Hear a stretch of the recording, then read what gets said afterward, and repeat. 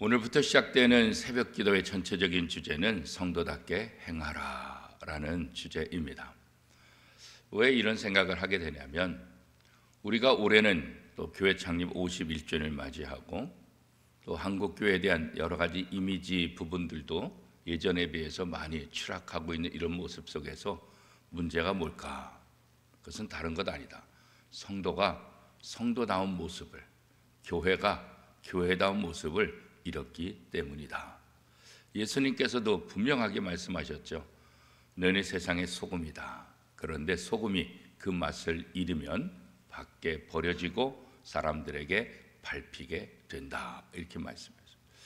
그 말씀이 요즘 우리들에게 그대로 적용되는 것 같아요. 그래서 작지만 우리 원미동교회부터 성도다운 그런 삶을 다시 시작하자. 성도답게 행하는 그런 2024년이 되자.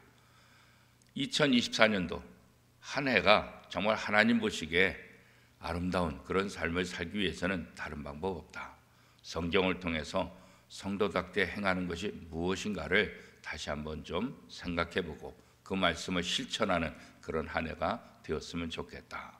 그래서 에베소에 나와 있는 5가지의 명령을 다시 한번 공부하면서 성도답게 행하는 것이 무엇인가, 또 하늘의 음성도 듣고 우리의 삶을 되돌아봤으면 좋겠다. 그래서 이번 2024년도 신년 새벽기도의 주제를 성도답게 행하라 이렇게 잡았습니다. 사도 바울의 편지를 보면 대부분 둘로 이렇게 나눠져 있어요. 전반부와 후반부. 전반부는 이론적인 내용을 얘기하고 있고 후반부는 실천적인 부분을 강조하고 있어요. 에베소도 마찬가지예요. 에베소서도 마찬가지예요. 1장부터 3장까지 전반부, 4장부터 6장까지 후반부 이렇게 나눌 수가 있습니다. 그러니까 1장부터 3장까지 이 이론적인 이 부분에 있어서는 뭐냐면 그리스도인의 특권, 그거에 대해서 이야기를 하고 있어요. 그리스도인이 누구냐?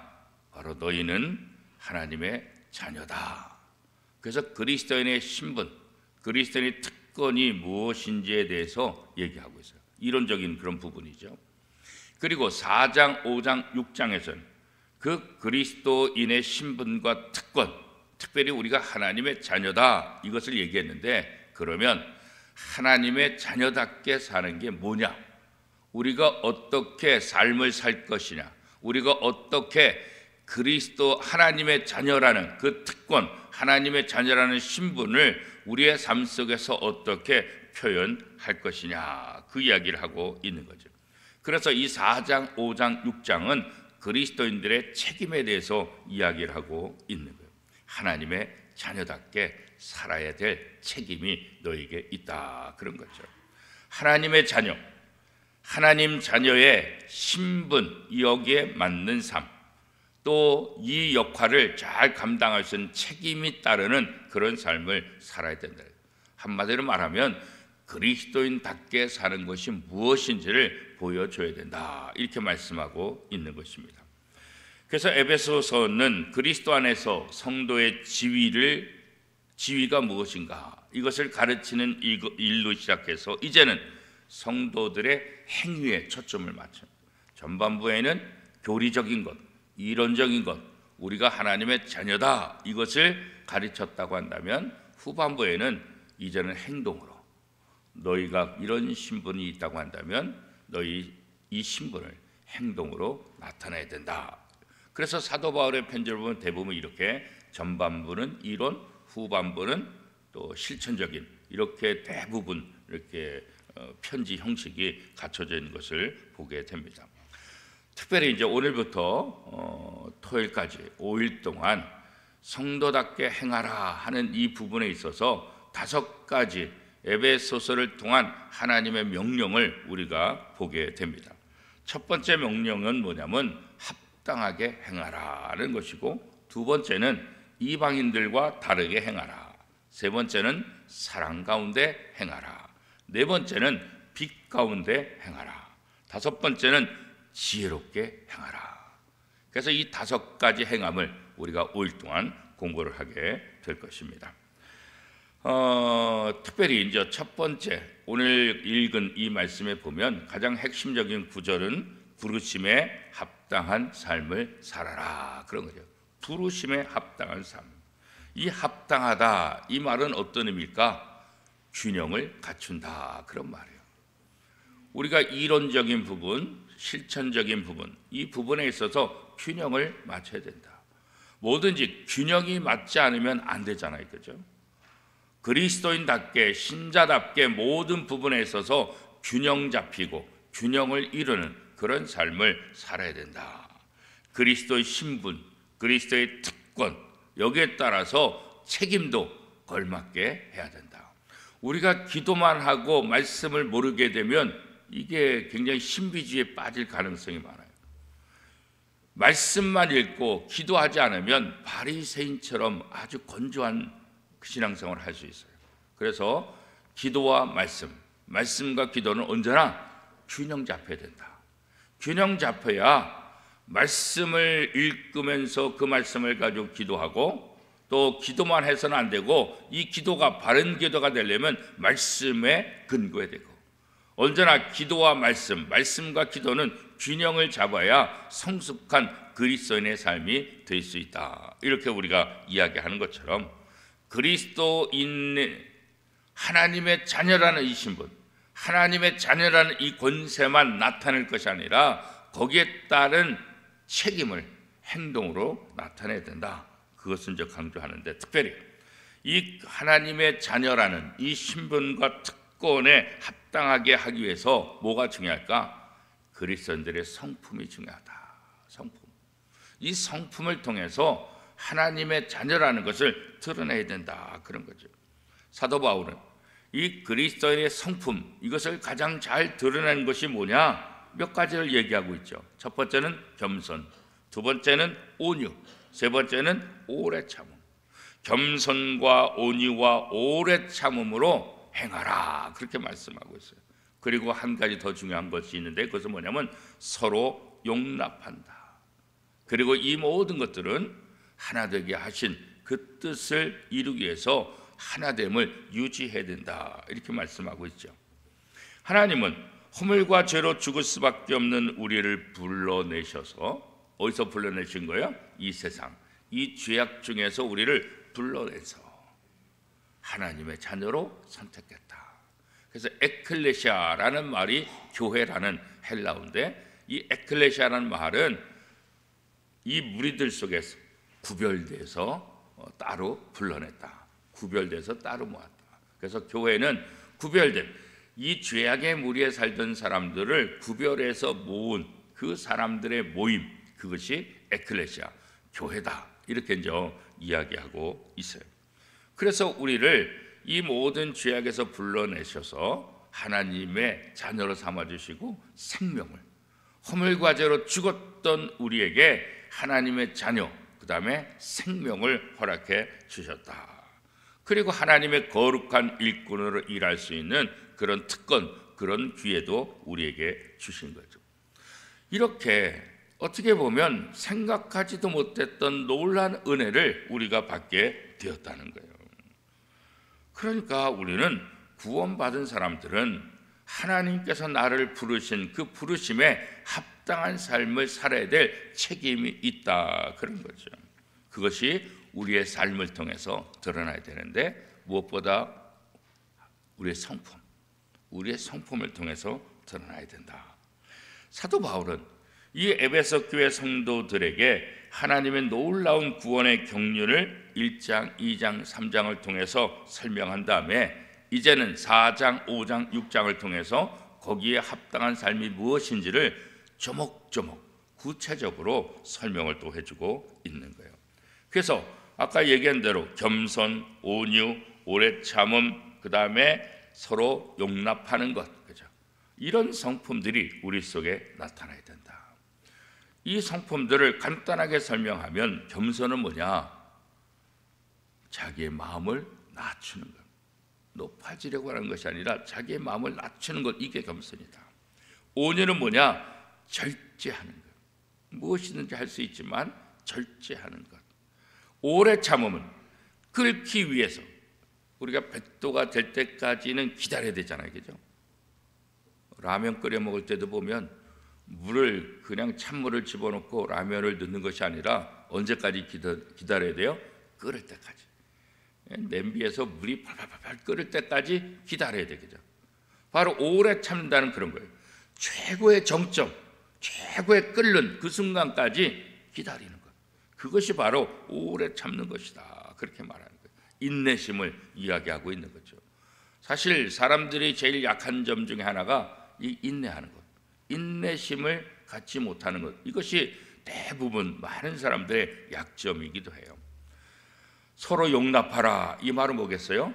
받아들이라는 거예요. 상대방의 장점도 받아들이고 상대방의 단점도 받아들이고 있는 모습 그대로 받아들이는 이런 모습이 성도들에게 있어야 된다. 그런 거죠. 이런 모습이 성도들, 그리스도인들의 성품을 통해서 드러날 때 그리스도인다운 삶을 사는다. 이렇게 드러날 수 있게 된다는 거죠. 우리를 죽음에서 불러내 생명을 주시고 거룩한 일꾼 삼아주신 그 은혜를 기억한다고 한다면 여기에 온유, 겸손, 또 오래 참는 것, 또 서로 용납하는 것, 이런 것들이 우리의 삶 속에 배어서 우리의 삶을 통해서 다른 사람들에게 드러나야 된다는 거예요. 일부러 보이기 위한 삶이 아니라 드러나야 되는 거예요. 드러나야 돼요. 일부러 보이면은 다른 사람들 다 알잖아요. 그죠? 우리가 사람들 관계해 보면 아유, 저 사람 이제 일부러 저러는구나. 이거 알잖아요. 그죠? 일부러 드러나는 것이 아니라 자연스럽게 드러나는 거예요. 우리가 좋은 일이 있으면 얼굴에 드러나잖아요. 뭐가요? 기쁨이 드러나잖아요. 얘기 안 해도 얼굴을 보면 아, 저 사람 뭐 좋은 일 있구나. 이게 드러난다고요. 일부러 얘기. 내가 얘기하지 않아도 좋은 일 있으면 드러난다고. 슬픈 일도 마찬가지죠. 내가 슬픈 일 있다, 힘든 일 있다, 어려운 일 있다 얘기 안 해도 슬픈 일이 있으면 드러나는 거예요. 그런 것처럼 우리가 그리스도인이라는 것을 우리의 성품과 우리의 삶을 통해서 드러나야 된다는 거예요. 다른 사람들에게 선한 영향력, 악한 영향력이 아니라 선한 영향력으로 드러나는 그런 삶을 살아야 된다. 그래서 우리가 하루하루 살아갈 때 바로 겸손하고 온유하고 그 다음에 인내하면서 서로 용납하는 그런 삶의 모습이 매일같이 우리의 이웃과의 관계 속에서 하나씩 하나씩 드러나는 삶을 살아야 된다. 그럴 때 그리스도인다움, 성도답게 행하는 것이 무엇인가를 보여주는 것이다. 그런 거죠. 사도 바울은 이렇게 부르심에 합당한 삶을 살기 위해서 이제 더 중요한 것이 있는데 이렇게 겸손과 온유와 인내와 또 용납하는 것 이런 삶을 통해서 더 중요한 건 뭐예요? 우리가 하나됨을 유지해야 된다. 하나 되는 것을 방해하는 것 그것은 악한 일이다. 그런 거예요. 하나가 되기 위해서 노력하는 것이 아니라 하나가 되게 하신 그 하나됨을 유지하는 거죠. 하나됨을 흩어서는 안 된다는 거예요. 이미 하나 되게 하셨다. 하나 되게 하신 것을 힘써 지키라. 이 말은 뭐겠어요? 유지하라. 내가 노력해서 하나가 되는 것이 아니라 이미 하나 되게 하셨기 때문에 그 하나 되게 하신 것을 유지할 수 있도록 힘써 지키라. 그렇게 말하는 거죠. 사실 인간적인 힘으로 쉽지는 않죠. 그렇죠? 그렇기 때문에 성경은 너의 힘으로 하지 말고 하나님이 공급해 주시는 힘으로 이것을 감당하라. 그런 거예요. 하나님의 일은 더욱더 마찬가지죠. 인간 일도 그렇긴 하지만 내 노력과 내 열심으로 하는 것이 아니라 하나님이 공급해 주신 힘으로 해야 된다. 그래서 우리에게 필요한 건 뭐예요? 기도가 필요한 거예요.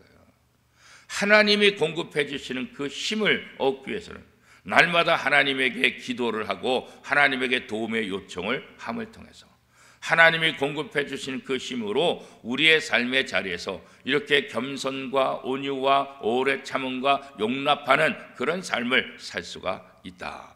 그래서 사도 바울은 또 예수님께서도 성도들에게 기도하라. 이렇게 말씀하고 있는데, 특별히 하나 되게 하신 것을 힘써 지키기 위해서 우리는 성령의 도움을 받아야 되고, 그러기 위해서 우리는 기도하는 삶을 살아야 된다, 그런 거죠.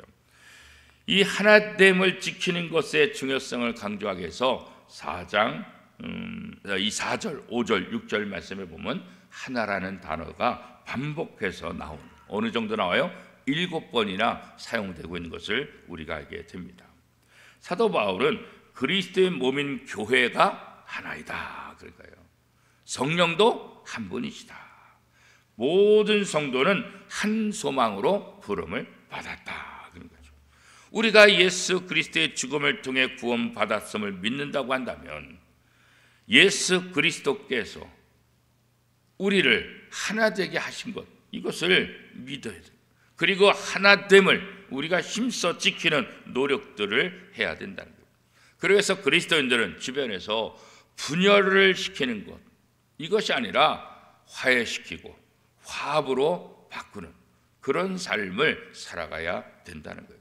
분열은 하나님께서 가장 싫어한 거예요. 분열은 사단의 열매라고 성경이 말하고 있어요. 성령의 열매는 화해시키는 것, 하나 되게 하는 것이잖아요, 그렇죠? 그래서 예수님은 유대인들과 이방인들 사이에 있는 이 벽을 어떻게든지 허무시고 그 둘을 한 몸, 한 형제로 만드셨다. 그래서 누구든지 주를 믿으면, 누구든지 예수를 영접하면 하나님의 자녀가 되는 권세를 주셨다, 이렇게 말씀하고 있는 거죠. 그렇기 때문에 그리스도의 피로 하나 된 우리가 갈라져서는 안 된다, 그런 거예요. 어젠가에 그젠가 뉴스 보니까 저 북한의 김정은이 더 이상 이 남한은 우리하고 한민족이 아니다, 또 통일을 이렇게 같이 생각할 수 있는 그런 민족으로 생각하지 않는다, 그러니까 저 적으로 본다, 그런 표현을 했다고 뉴스에서 이렇게 봤어요. 그렇게 생각하면 이게 통일은 참 힘든 거죠, 그죠? 우리가 둘이 아니라 한 민족이다, 이렇게 생각을 해야 서로 통일에 대한 논의를 할 수 있는데, 적으로 규정해 버리면 이 통일이 힘든 거죠. 우리가 세상 사람들을 향해서 복음을 전해야 되는데, 이 세상 사람들을 향해서 적으로 생각하고 세상 사람들을 생각해서 구원받지 못할 백성, 이렇게 생각하면 복음을 전할 수 없어요. 유대인들이 하나님의 선택을 받았던 그 놀라운 특권이 있잖아요. 선민, 하나님의 선택을 받았다. 이것은 굉장히 감사하고 좋은 것인데, 이들의 문제가 뭐예요? 우리만 선택받았지 다른 민족들은 선택받지 않았다. 그러니까 우리만 구원받는 백성이고 다른 민족들은 구원받을 수 없다. 그래서 구원받는 백성들만 그 특권, 그 우월성을 얘기하고 있고, 다른 민족에 대해서는 아주 우습게 여기는. 그러니까 유대인들은 지금도 복음을 전하지 않아요. 왜? 선택받은 우리만 구원받는다라고 생각하지 모든 만민에게 복음을 전파하라, 여기는 관심이 없어요, 그렇죠? 그러니까 이스라엘은 전쟁을 하더라도 아주 무자비하게 하는 거예요. 무자비하게. 왜? 이방인들은 선교의 대상이 아니라 구원받지 못할 것들, 저 하나님과 원수가 되는 것들, 그러니까 무자비하게 죽여도 아무런 상관이 없다고 생각하는 거예요. 그러나 예수님께서는 그렇게 말씀하지 않으셨지만, 이 땅의 모든 이스라엘 백성을 선택하고 이스라엘 백성의 구원을 위해서 오셨지만, 하나님은 이스라엘 백성들에게만 국한된 것이 아니라 모든 민족, 모든 나라, 그렇잖아요. 예루살렘과 사마리아와 유대와 어떻게 해요? 땅 끝까지 이르러 내 증인이 되라, 이렇게 말씀하셨지, 이 예루살렘 유대만을 위해서 복음을 전파하라, 그렇게 말씀하지 않으셨잖아요. 그래서 우리는 이제는 모든 민족을 적으로 생각하는 것이 아니라, 특별히 우리 민족에게는 저 일본이 언제나 우리에게 아픔을 주었기 때문에 일본에 대해서 참 쉽지 않잖아요. 그러나 저 일본도 우리의 이웃이다. 어떤 이웃이요? 복음을 전하는 이웃. 저 일본 사람들도 하나님의 사랑을 받을 특권이 있고 하나님의 자녀가 될 특권도 있다. 그래서 우리가 저들에게 복음을 전해야 된다. 그런데 사실 일본 선교사 하시는 분들 보면 참 존경해요. 이게 여전히 감정 속에 저 일본 사람들이 구원받는 것, 저들이 잘 되는 것, 여전히 좀 우리는 그런 게 있잖아요. 요나가 니느웨에 가서 복음을 전할 때 왜 도망갔겠어요? 이 민족적인 감정 때문에 그런 거예요. 늘 이스라엘 백성을 괴롭히고 저 아수르의 수도 니느웨 이 니느웨가 늘 이스라엘을 괴롭혔는데 괴롭힌 그 사람들을 회개하라고 말하는 건 이거 감정적으로 받아들일 수 없어요. 그렇죠? 오늘 우리가 일본에 대한 감정을 갖는 것처럼 이스라엘 백성들도 이 니느웨 이곳을 향한 감정이 좋지가 않은 거예요. 그럼에도 불구하고 하나님은 요나에게 너에게 아픔을 주었던 그 나라의 심장부 수도 도시이지만 그곳에 가서 복음을 전하라 그렇게 말씀하신 거예요.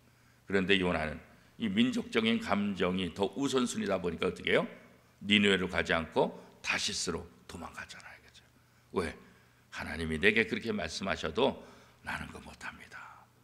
저 죽어야 될 인간들, 저주받아야 될 인간들 어떻게 저들에게 가서 내가 복음을 전할 수 있겠습니까? 이런 생각을 하게 되는 거죠. 우리도 마찬가지죠. 일본에 대해서 그런 감정이 사실은 이게 쉽진 않아요. 그래서 일본에서 선교하시는 분들 보면 어떻게 보면 굉장히 존경스러운 거예요. 우리가 이런 모든 감정을 내려놓고 모든 사람들이 하나님의 복을, 하나님의 사랑을 받을 그런 자격이 있다라는 것, 이걸 생각해야 우리가 선교를 하고 복음을 전할 수 있게 되는 거죠.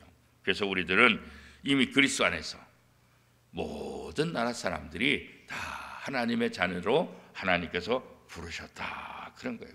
그래서 성도들은 분열시키는 그런 빌미를 제공하지 말아야 되는 거예요. 파당을 만드는 일에 힘과 시간과 모든 것들을 투자하면 안 된다. 그것은 다 헛된 일이다. 허비하는 것이다. 그런 거예요.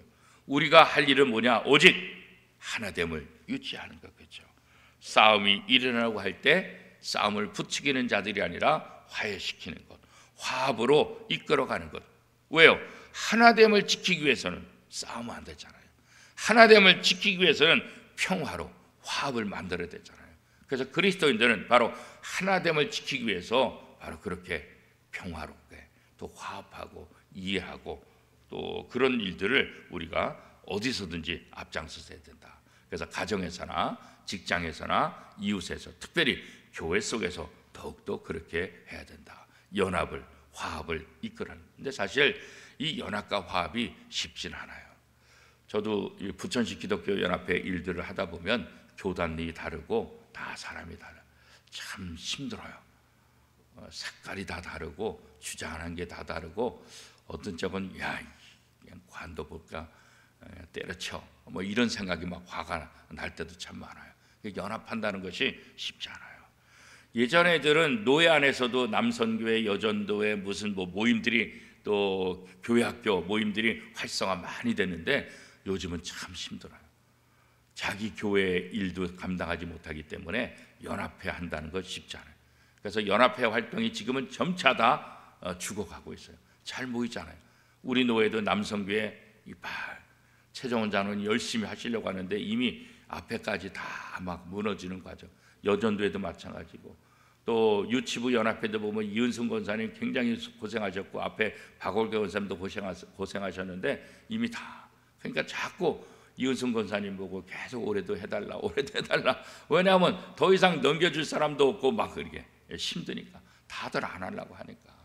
그리고 자 이제는 헌신하는 것 그런 것에 앞장서지 않아요. 자기 편리, 자기 이익을 위해서 하지 헌신하는 거 이렇게 남들한테 희생하는 거 이거 잘 하려고 하잖아요. 그런데 이런 세상 속에서 우리 그리스도인들이 어떻게 하든지 연합하고 화해하는 그런 일에 앞장서서 그 일을 해야 된다는 거죠. 그래서 사도 바울은 한 분이신 하나님을 언급하면서 우리가 하나됨을 지켜야 될 이유가 분명하다 이렇게 약속하고 있는 거죠. 하나님은 만유에 계시고 만유를 통일하시고 만유 가운데 계시는 만유의 아버지시다. 그래서 우리를 부르신 그 하나님, 그 부름에 합당한 삶을 산다는 것, 이것이 얼마나 중요한지를 다시 한번 이야기하고 있습니다. 사도 바울은 에베소 교회 성도들에게 하나됨을 지킨다는 것, 이것이 얼마나 중요하냐. 그래서 그리스도인답게 행동하고 겸손과 온유와 오래 참음과 서로 용납하는 이런 모습을 통해서 결국은 목적이 뭐냐? 하나님께서 하나 되게 하신 것을 지키는 것. 그것이 바로 그리스도인다운 그 부르심에, 하나님이 우리를 구원으로 부르신 그 부르심에 합당한 삶을 사는 것이다.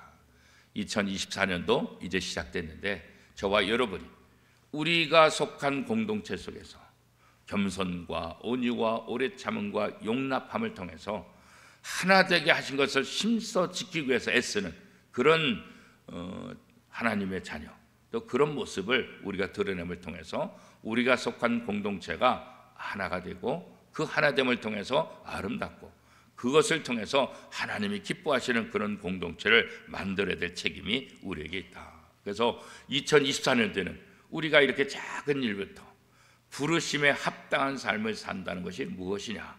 오늘 사도 바울을 통해서 우리에게 주신 이 말씀을 기억하고 우리가 작은 곳에서 하나가 될 때 한국교회가 하나 되고 세계교회가 하나 되고 하나님께서 기뻐하시는 그런 삶을 우리가 펼쳐갈 수 있다. 오늘 다시 한번 에베소서를 통해서 하나님의 구원받은 백성들이 복음에 합당한, 특별히 부르심에 합당한 삶을 사는 것이 무엇인가? 짧게 설명을 했지만 이 말씀을 가슴속 깊이 새기고 2024년도에 성도답게 행동하고 부르심에 합당한 삶을 사는 저와 여러분의 삶이 될 수 있기를 축복합니다.